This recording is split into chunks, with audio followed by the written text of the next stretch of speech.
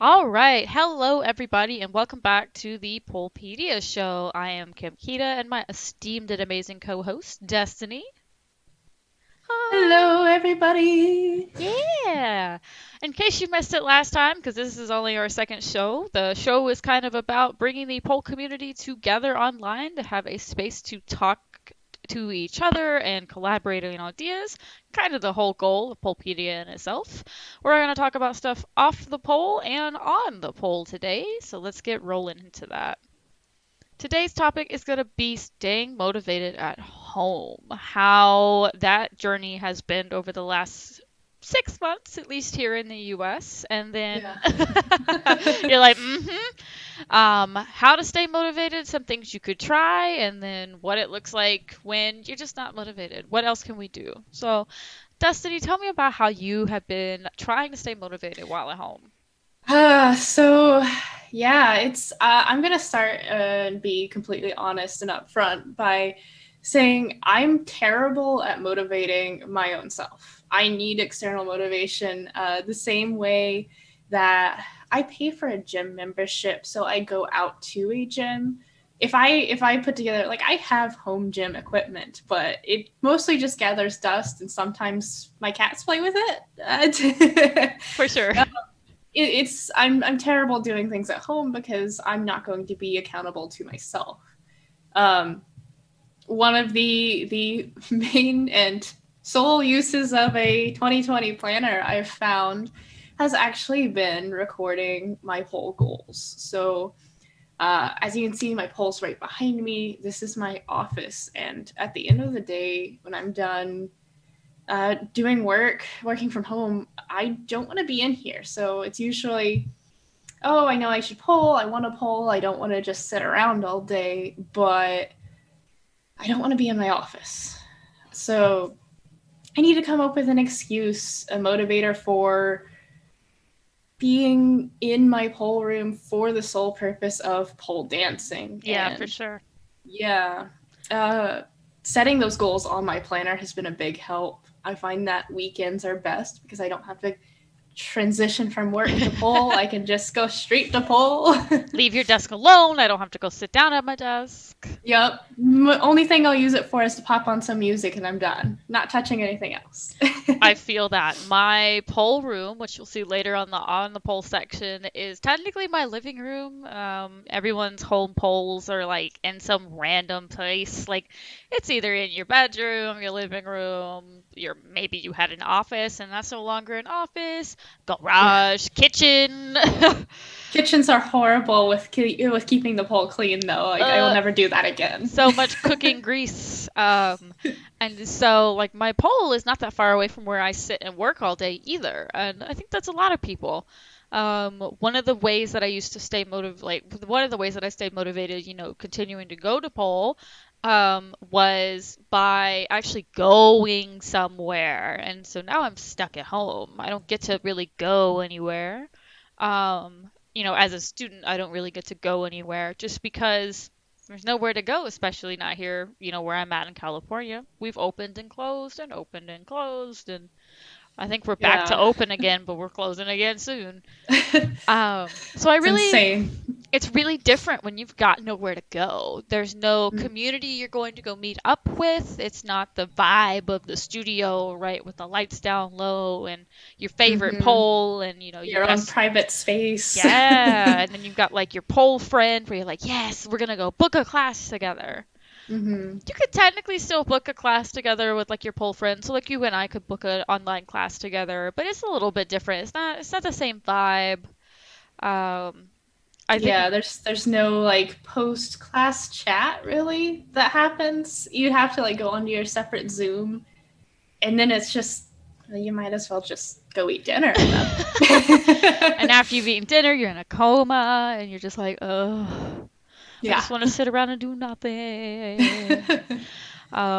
For me, actually, taking online classes has been There's a cat. bear in the Good background. job, Bear Bear.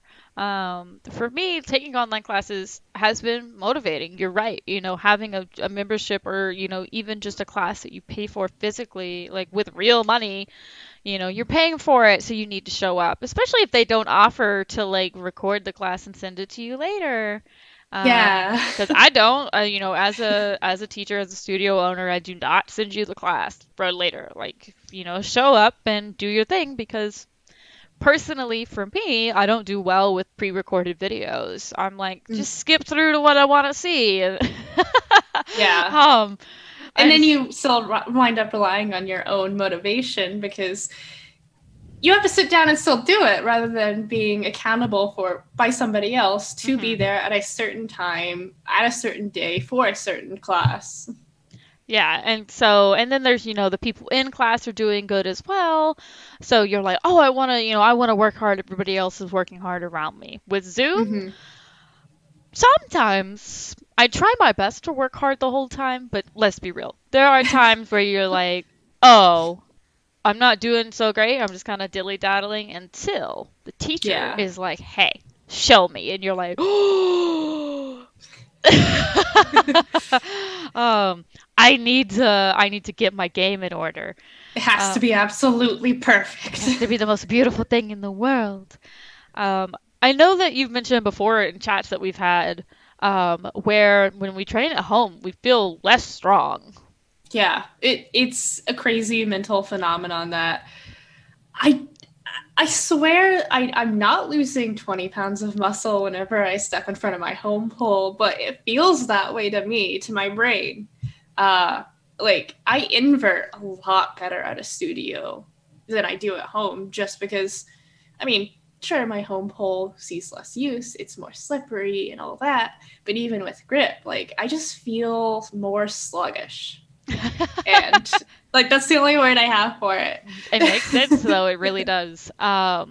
Yeah, there are certain things that like even if, it's just myself inside of a studio, for some reason in the studio I'm willing to do more like try more things with like my crash mats versus like my home with crash mats. Like I'm like, I'm at home, who cares?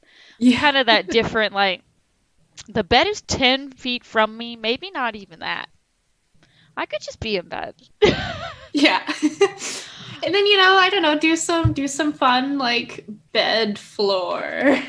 Yeah, just Do a kind of roll choreo. around and just hear some hair whips and then everything's Yeah. fine. I've totally done a workout today. 100% did a workout Yeah. today.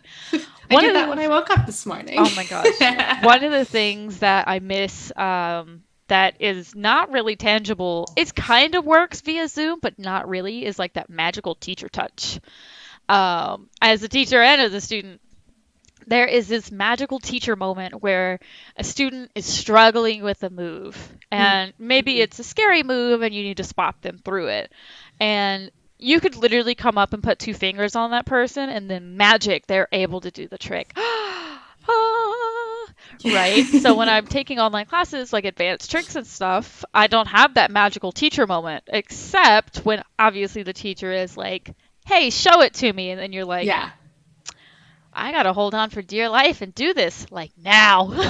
Yeah. That's so difficult to get when you're in a class of 30, 40, 50 people, though, with some of these pole classes. But if you're in a smaller class, like that's the benefit of taking a class with your local studio is hmm it's going to be smaller classes generally than the Pole Star internationally. Yeah, there's gonna be about 50 people in there, and there's gonna be at least 10 of them who are just phenomenal, right? And and that's fine. There's no worries, but you might not get the attention that you need. You might not get that magical teacher touch that I'm talking about, right? Where the Yeah. teacher is like, "You got this," like that cheer, that support. Even if, Mm-hmm. it's not like actually physically spotting you, it could be something of that nature, right? It So still means the world, it like does. motivationally and just seeing progress in yourself also, hmm because you may be feeling that, oh, I don't want to do this, I'll just dilly dally like you said, and the moment that the teacher locks eyes with your video and calls you out and you're like, oh, now I gotta do it. And you actually see progress of like, oh, I can do this, I am strong enough, or I'm seeing progress in how far I'm able to get in this move, or maybe it finally clicks because the teacher's watching you. I mean, I've Yes. had that experience. You're like, oh, okay, brain, put the pieces together. Do it now, do it now. Yeah. For sure. And then, so, if you're taking classes, like, if you're taking smaller classes, your teacher might be able to motivate you more. If you're taking larger online classes, um, you know, it's something that could, it can still happen. The teachers are trying really hard to get to everybody, Yeah. just because they know that there are so many people. So they're trying really hard. It's a little bit harder to stay motivated that way. If you're not good at self-motivation, which I'm really not personally. Me either. You can always reach out to your partner or your friend, like a pole friend or something to set up like an accountability partner. Mm-hmm. I have a student that I like to train with, and we try to give each other things that we want to work on, and then we'll try and work on it together and see how it goes. Mm-hmm. And so I need that person to be there and also want to work on things. Mm-hmm. I think you have your partner be like, "Hey, do Yeah. it." I have to ask him to make me pole at the end of the day or on my Saturday mornings because I know if I don't ask him that and I'm just holding myself accountable, I'm not going to do it. I'll find some excuse, maybe the cats need to be played with or something ridiculous, but um yeah, it's between partner accountability, which we have a Facebook group for pole dance partners, accountability partners, which Hmm. has been amazing for a lot of people, including myself. Like I live streamed for the longest time, and the fact that people are counting on me to live stream made me live stream and actually go Yes. through those exercises. Also, setting goals for yourself and taking measurable progress. So video yourself where you are. Like let's say you set a goal to have your invert down or have get progress on your invert. Um, Video where you are now, progress, work on conditioning, make progress through like the week, the month, whatever timeline you want to set for yourself. And then when you hit that deadline, don't worry if you have it down pat, but video yourself where you are at that point and compare the two. Yeah. Because seeing measurable progress is insanely motivating and it's better than saying, "Did I do this?" Yes, no. Yeah, one of the comments that we've got coming in is that, practice makes better and not necessarily perfect. So, I mean, obviously, we're never going to get to perfect. So, you're really just trying to better yourself and see the difference. Even if Mm-hmm. something that you're working on, one of my students is working on flattening out her jade splits. Mm. Right. And so she's taking these progress pictures of slowly flattening out that back leg. And that's something that she's really working on. So that's motivation for her to like actually get up, train, all the different things she needs to train in order to aim for that goal. Yeah. So I really like that. I mean, obviously you can use Instagram or, Facebook, whatever your social media choice is to post like progress pictures, if you feel like that keeps you accountable. Or, Mm-hmm. obviously keep it to yourself, whichever one you want to do, whichever one makes you Yeah. feel better. But definitely having a goal that is measurable in progress. And you're not aiming for perfect, you're just aiming for better. Yeah, exactly. Like it's especially pole dancing at home right now with it where we have uh, a minimized community, not being able to go into a studio and into our favorite conventions or our favorite competitions even. Keeping it personalized is a huge thing. Hmm. Everybody's journey is going to be individual, and I'm sure we've said that 1,000 times on PolePedia, but it's It true is. because, like you said, I find that social media, when people are engaging with me and everything, that keeps me motivated. But some people prefer just to go back and look at their own photos and compare themselves mentally to where they were versus where they are now. Hmm. Um, and it's a matter of finding what works for you, the same way finding what way you learn best Yeah. is, because some people learn better doing a move versus watching a move versus reading about a move, and that's a huge thing too. Yeah. My personal motivator is obviously teaching. Like, I need I have my students to tend to. I need to stay strong and, explore. Just, as for myself as a student, obviously, but I need to stay strong and, work on the classics, make sure those are nice and, continue to keep them in my mind, but also to learn new things because I want to teach new things. I want to, see the success with my students as well, teach them new things, help them find a new favorite trick, right? So for me personally, that's where I get all of my satisfaction is having them learn something new. But in order for me to do that, I really need to, train myself. So I kind of live vicariously through my students or, definitely use them as motivators. They're your accountability They partners. are my accountability partners. I gotta show up for them for sure. Show up and show up Hmm. strong. If you don't have an accountability partner, you're not, real good at holding yourself accountable. Um, or maybe you really want a different goal. It's not so much a trick or, something that small. If you're looking for maybe a bigger goal, obviously there's a bunch of online competitions now. Hmm. Right. It may not matter anymore where you're at in the world to what competition you can attend. Obviously, check with your competition, host about, the The entry rules guidelines and and the mhm. rules. But, it may lead to being able to compete in things that you previously hadn't been able to.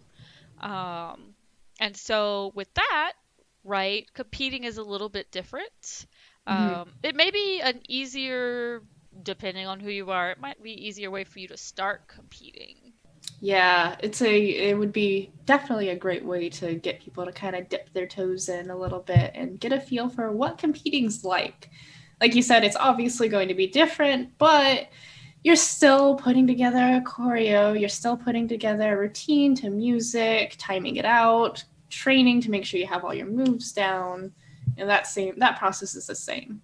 Yeah, it's still the same. And you're submitting a video, right? So that's the good news. You do get a couple of retries just in case. If the first one is not your best run or you think you can do better, you do get that option of retrying. Not so much when you're on the competition stage.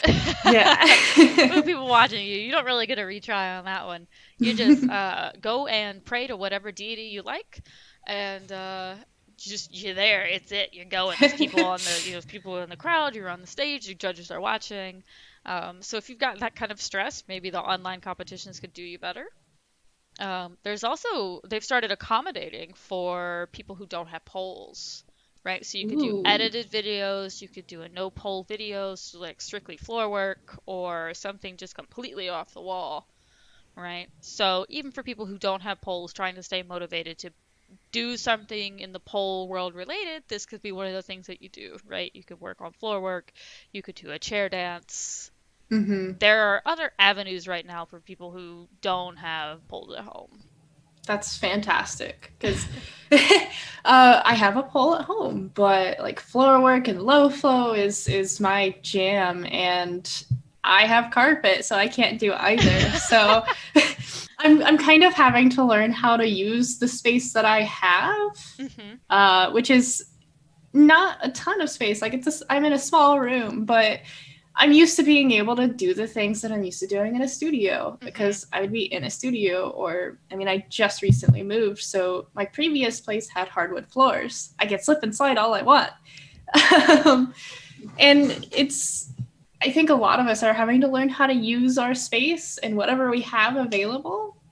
For sure. What suggestions would you have for that?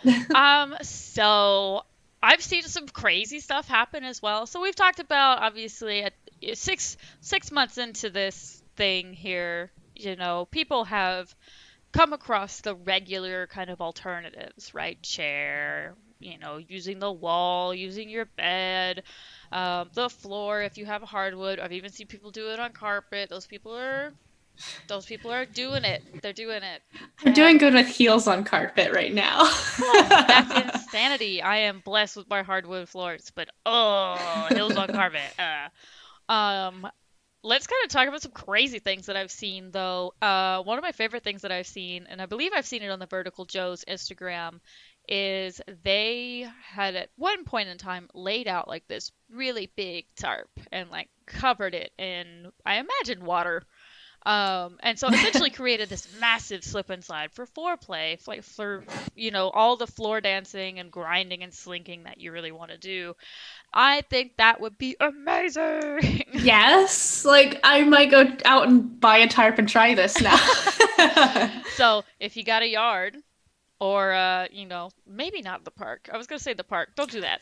Um, Probably will either get kicked out at the park or have some major creepos at if you're the gonna do it at the park, put up a Cash App or a Venmo sign. It's a joke, but also, but no. I mean, So for some of us, like I have no problem. I have no shame. But I'm fine.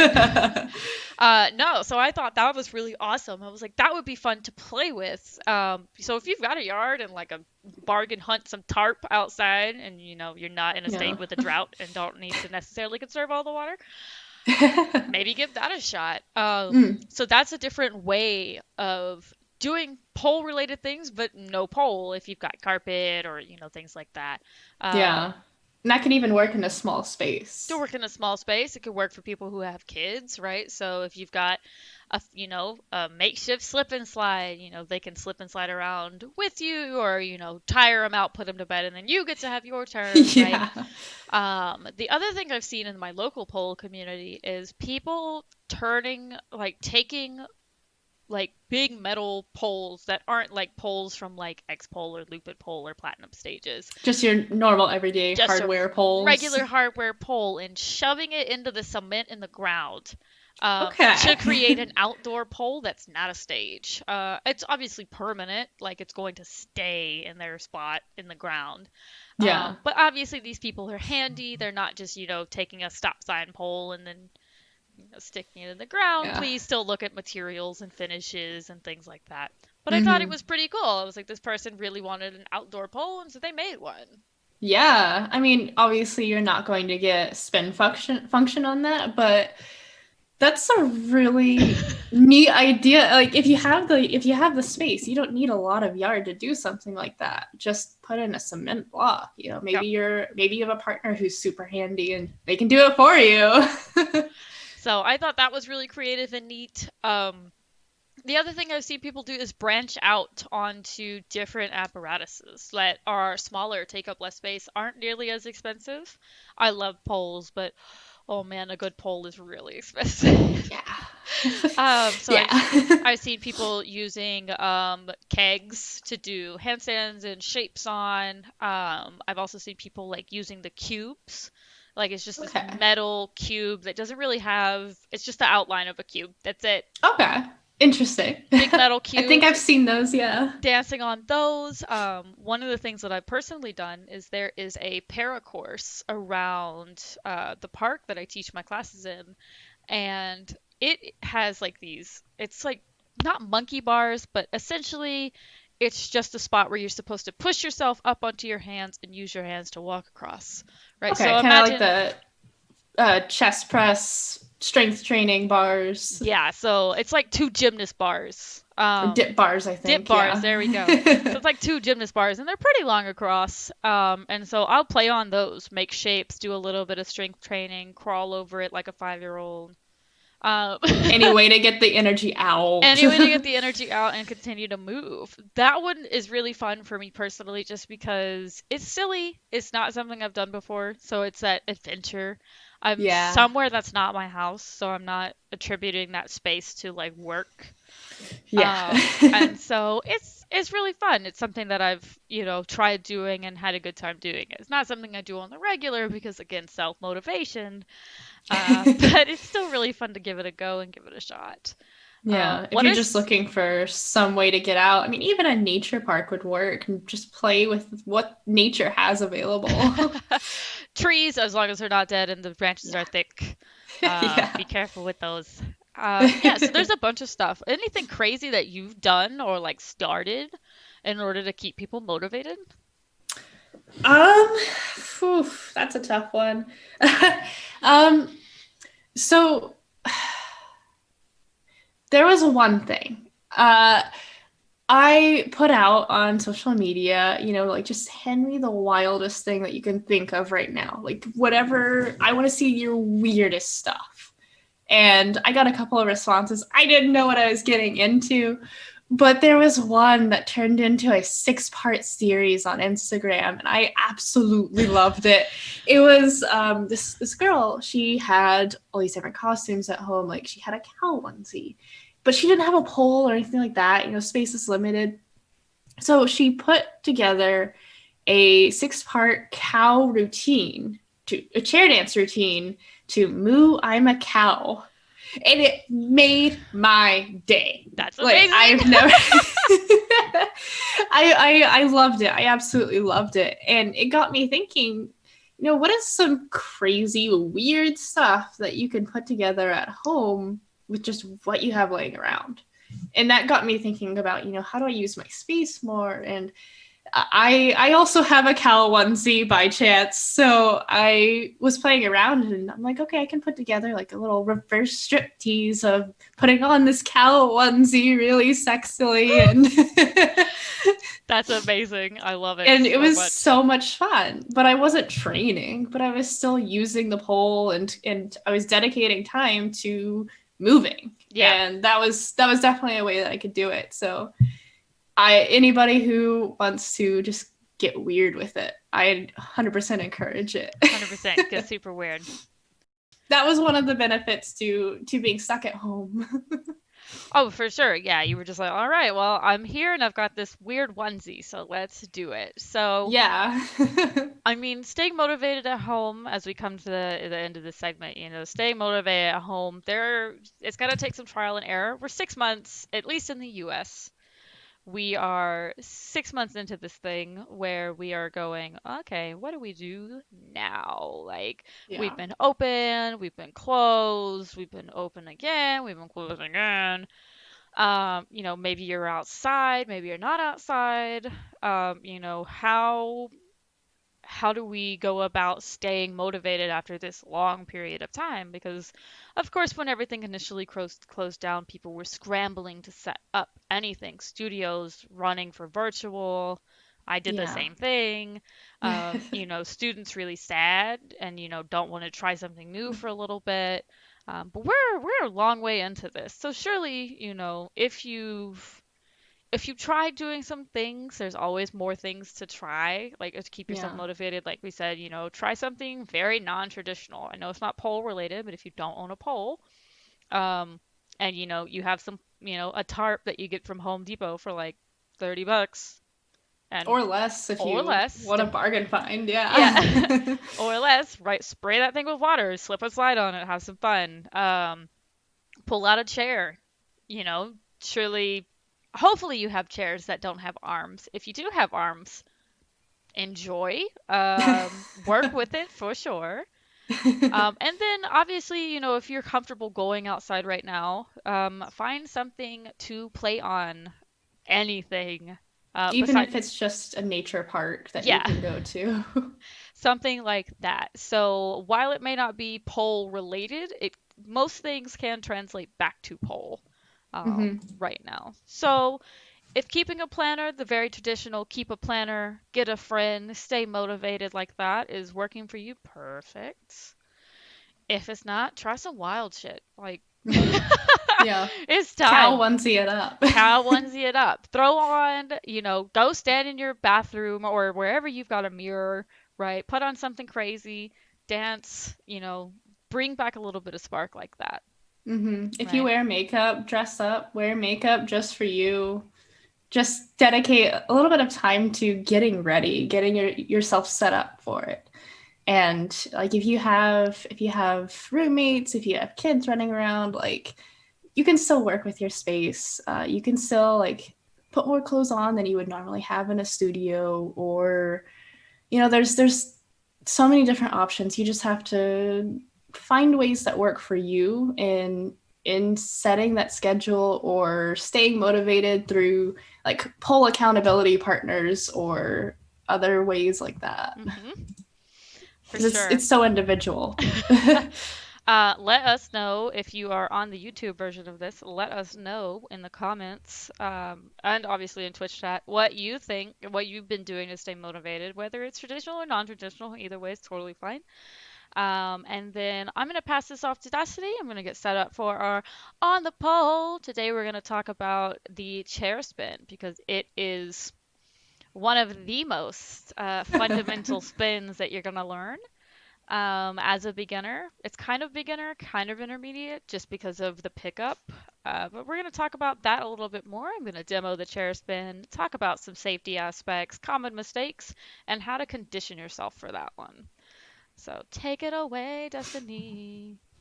Okay, so while Kim gets set up, there are a couple of things that I want to cover.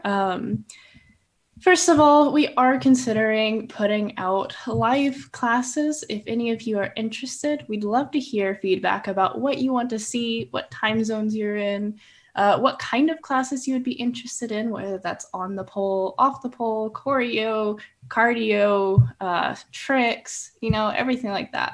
So comment in the Twitch channel, comment on the YouTube chat, that feedback, whether you'd be interested in that or not. The second thing that I would like to cover is actually an announcement that we had on PolePedia earlier this week. Many of you are familiar with the United States convention called PoleCon International.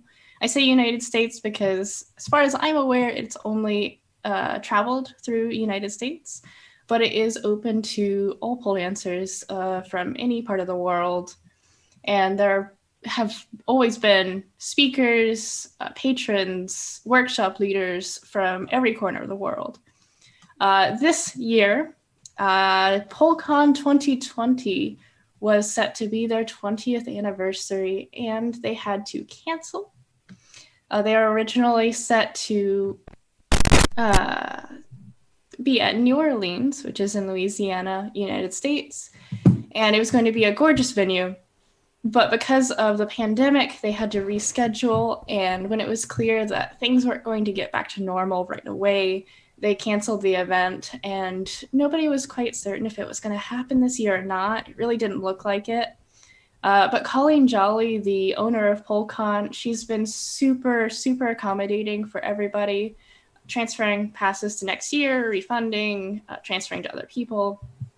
And on September 1st, she actually announced that there will be a PoleCon this year, and it's going to be PoleCon Virtual.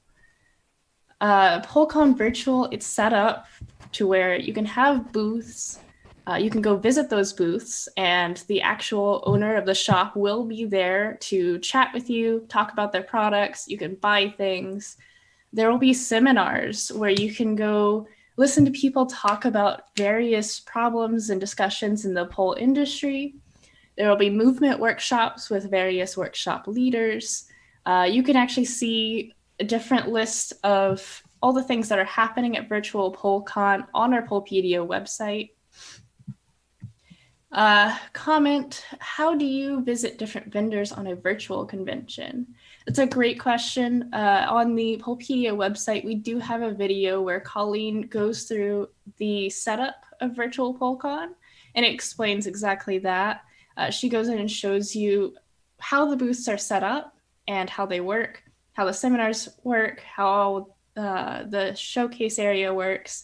It's all on our website. You can see that at polepedia.com/virtual-pole-con-announced. And I'll pop that into the Twitch chat real quick. I also want to highlight that PolePedia managed to secure a 10% off discount to any ticket prices. You can also see that discount in the article I mentioned on our website. 10% off the pass, just to say thank you for being a part of the pole community and staying with us as long as you have. If you've just discovered PolePedia, or if you've been with us since the beginning, we're super, super happy to have you here and couldn't have done any of this without you. Our website is driven on community feedback. If you are interested in joining PoleCon, you can also see a seminar done by me, and I will be doing that as under affiliate marketing in the pole dance world, which I highly recommend for anybody who is a pole dance owner, a business owner, studio manager, if you're even involved in blogging for pole dancing, you know, any part of the pole community where you touch businesses in any way can benefit from affiliate marketing. And that's actually part of my day job. Is I'm a marketer. I do a lot of content, a lot of affiliate marketing, a lot of conversion rate optimization. PolePedia is a love of mine, and my day job unfortunately takes up more time than it should. But I figured that I can bring some of the benefits of this into the pole world and help progress the industry as a whole. And I'm going to give this back over to Kim, and she is going to demo the chair spin.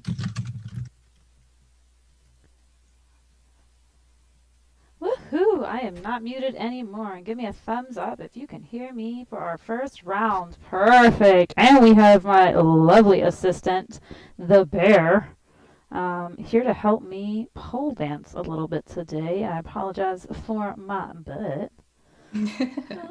We're gonna pin that video. All right. So let's go talk about our chair spin for a little bit here. So I'm just going to demo it, right? An actual chair spin, and then we're going to talk about it. This is a move that we have on the pole move dictionary. Hello. Yes, so we have that move on the pole move dictionary. You can go and rewatch the GIF. There's also a video. Most of what I'm going to talk about today is written down. Oh, isn't he lovely? Come here, beautiful. Come here. Oh, aren't you good boy? Aren't you good boy? Unfortunately, I cannot chair spin with this cat in my arms, but isn't he so cute? Yes, he is. Goodbye. Thank you, assistant. You're so lovely. So our chair spin, it's a beginner spin, right? So I'm going to step around and bring my leg up. Obviously, I'm on a static pole, meaning my pole's not spinning. Okay? So to get into your chair spin, you're going to take your inside hand up high and pull down from your shoulder. My outside hand is going to come across a little bit lower than you would think. You don't want it across at chest high because it's harder to push that way. I want my hand to come down a little bit lower, kind of in line with my belly button, so that I can push. In this push-pull mechanism that I'm using right now, I am trying to realign my shoulders. See how they're out of whack? I'm trying to realign. So I'm going to press here, pull here. I'm going to step inside, swing my outside leg, and lift my legs up. Common mistakes on your chair spin. Not enough momentum. What I mean by that is you're not swinging this leg hard enough. This leg on the outside is how fast you're going to go around the pole. You really have to swing it.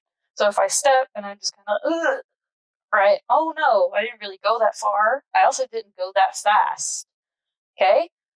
If I wanted to get a bigger spin for longer, and actually make it the rest of the way around the pole while being able to hold my hips up, I'm going to take my leg a lot wider. So I'm going to step, use it as a big whip. And with that, I was able to make almost a 1.5 revolution, right? Much better. Obviously, again, I'm on static, meaning that the pole's not helping me at all. Everything has to do with my legs and what I'm doing here. That's the first common mistake, is not getting enough momentum. So obviously, big circle with the leg to help you move around in that circle around your pole. Second mistake that typically happens is your chest falls in. Right? So if I step around and chest falls in, chest falls to the pole, I've let go, I started hanging on my shoulders. What I really want to do here is work on this push-pull method, right? So my inside hand is pulling the pole. Act like you're going to pull the pole out of your ceiling. If you're at home and it's a pressure-mounted pole, please check your pole for safety. Don't actually pull it out of the ceiling, right? But I'm really going to pull this pole with my arm and pull my shoulder down, right? Instead of way too far up. So I'm going to pull it down. From here, this hand has to push.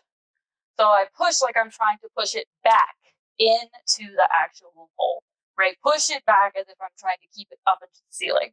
When I do both of these motions at the same time, regardless of whether I have momentum or not, I should be able to pick up, okay?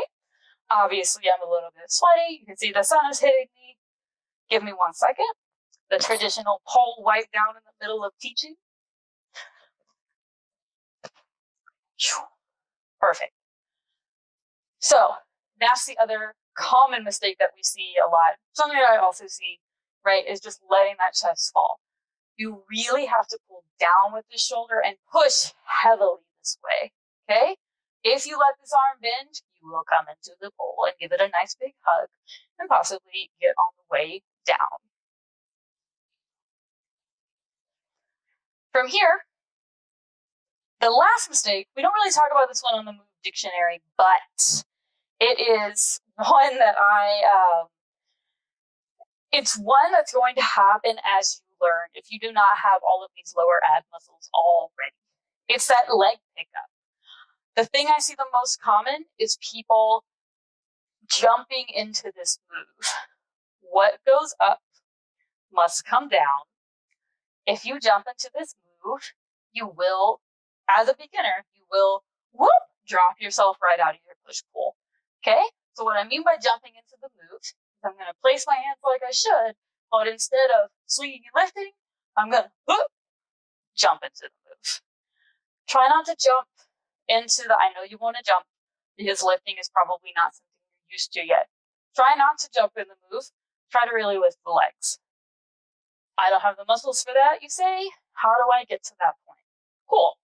A couple of things you can do to mitigate all of these issues with your chair spin. Let's talk about conditioning.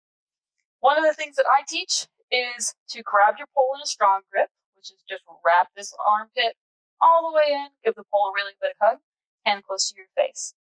The other hand is just going to come directly on top. You want to stick your booty way in front of the pole, right? And from here, you start little. You can pick up one leg at a time, crunching in with your abs. Just one leg at a time, okay? You get more comfortable with that, try both, right? You want both knees up in a nice bent shape for your chair spin. So once you get comfortable with one leg at a time, I want you to take the arms. You're going to pull down with the top arm, squeeze in with the bottom arm, and try to pick up both and step them back down. Try not to fall out of the position. You probably will for a little bit. That's okay. You're going to try and step it down, okay? Try to hold it. Do repetitions of picking them up and down, right? That will help build up these little lower ab muscles. Of course, you could always lay on the ground and do leg lifts, but if you're looking to train with your pole specifically, those are ones that I would suggest for this common conundrum of jumping into the move. Secondary conditioning, mostly for your arms, is the push-pull. Okay? To condition for your push-pull, it's very similar. Just like we do with our strong grip, same thing. This is going to work your shoulders and it's going to work your abs. So I'm going to pull down from the shoulder actively. If you need to work on that, right, just do one arm at a time and then pushing. You really have to find, based on your body, the best angle to push. But it is almost never straight across from your chest. So I'm going to push down and away and keep this arm straight. From here, just practice aligning and down, aligning and down. Even I can see myself on the screen over there. Shows that it's from here to here. Push and pull, right? And then from there, same thing. Up on toes, one leg. Other leg, right? You're starting to put a little bit more weight into those hands. After that, try to pick up both, okay? So I'm here, pick it up, and then set it back down. If you're super slippy, obviously wipe down your poles again, right? If you need dry hands or a grip or whatever you need, right? Safety first. So if you're doing that on one side, obviously make sure that you do them on both sides. It's something that every teacher is going to preach to you, right? But you want to make sure that whatever you do on one side, you do on both sides. Okay? The next thing that I want to talk about with your chair spin. So we've covered don't jump. We've covered don't bend the bottom arm because your chest may fall. We've covered stepping around in this really big spin to make sure that you get enough momentum. A lot of the things that come with spinning around the pole, especially in this one, it's one of the few spins you learn initially that takes your feet off the ground, is getting used to falling and trusting your hands. This is the perfect moment for me to show you this because my hands are very slippy, very slidey. If you feel like you are starting to slide down and not fall, like completely like let go, obviously, please do not let go of the pole. If you feel like you're starting to slide, try to hold that position even when your hands are sliding. Worst case scenario, I'm going to land on the floor in a little chair position. So what I mean is I'm going to take off, I'm sliding, I'm slipping, and then I just kind of let myself go. Even by holding it and still trying to maintain that position, regardless of whether I am staying up in the air the whole time or not, will help you build those muscles. So while you're training this one, right, if it's a muscular issue that's causing you to go down, you really want to just try to hang on, try to keep the arms straight, right? Even though I'm sliding all the way down, I'm still pulling down with my shoulder, pushing my hand, and not bending it in. Last tip on your chair spin before you get really tired of hearing me talk about your chair spin is hand positioning. You might have just seen it a second ago. I'm one of those people with a death grip, which means when I hold on to the pole, I hold on to it for dear life, okay? I'm one of those people with a death grip. What that means is when I push pull in basic spins, not in upper level spins, one of the things that I used to get myself comfortable with push pulling was a flat palm push instead of grabbing. Because for me, when I grab, I latch and I try to bring myself in. So I'll take my hands up high and then I will push with my hands out and try not to wrap my fingers. This really is only safe for beginner spins around the pole. If you have death grip issues here, where your hand is not coming with you, or you're pulling in and grabbing like this instead of pushing, give this a shot just to feel the difference. So I place all of my fingers up to make sure that I don't grab onto the pole like this. Again, for safety reasons, please don't do this in something super crazy. Beginner spins around the pole should be okay. So instead of grabbing around, I'm going to push my hand up like this so that it stays straight. Push, off, push away, push away, push away. And now I am learning to push and not pull in, right? Instinctually, you're falling, your body says, oh no, grab on to the closest thing and make sure that we don't fall to the floor. Low, push, all fingers. You can only push in this position. Obviously, instinctually, your hand will turn and grab if you are uncomfortable, extremely uncomfortable, right? So if I'm unhappy, I'm going to step, push. I'm not happy, grab.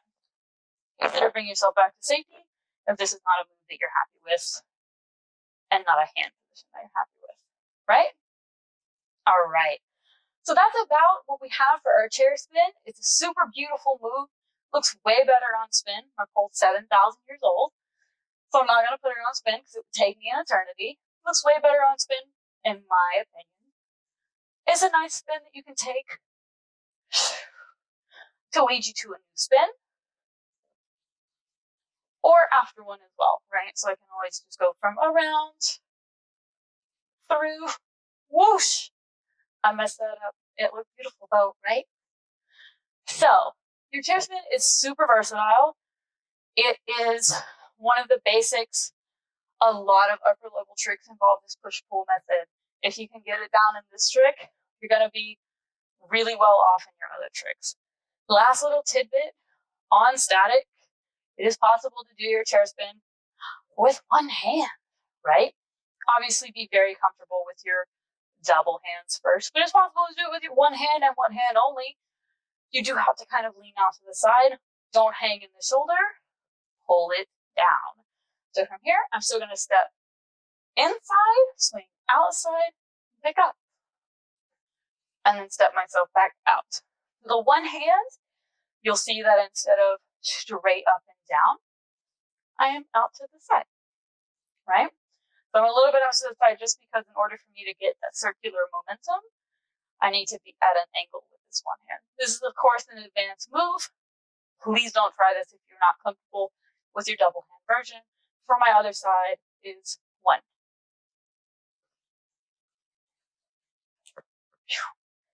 You can see how even though I was sliding down, my grip was going away.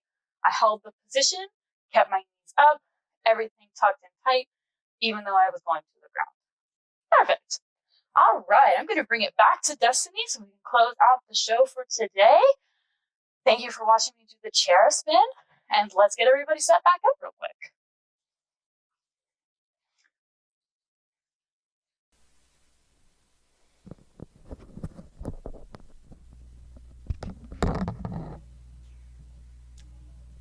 All right. Hello, everybody. I hope that you guys enjoyed the demo of the chair spin, and we want to know, what move do you want to see next time?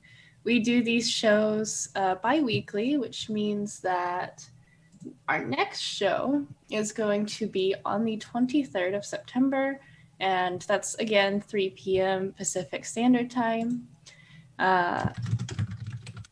Again, any feedback, like our entire site, this show, it's all community driven. So your feedback is super important to keeping this going.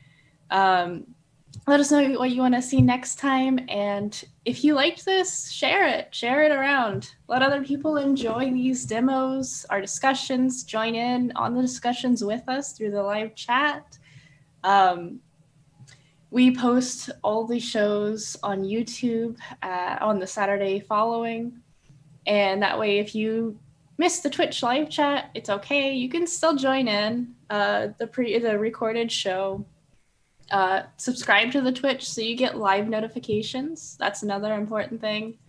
And subscribe to our YouTube if you're not already, because that's where you're going to get all the moves that we put to our move dictionary, all the follow along warm-ups, these shows, all sorts of content like that. And hello, Kim. I am back. The transition from off to on is on to off is way easier than off to on. That's okay. Thank you, everybody, for joining. I really appreciate it. Again, I'm Kim Kida, and this is Destiny, my esteemed and amazing, lovely co-host. Make sure to stay motivated. Check out PoleCon. Let us know what you're doing to stay motivated. Any new tricks you want to see us do on the show. And then have a lovely rest of your day. Goodbye, everybody. Thank you for joining.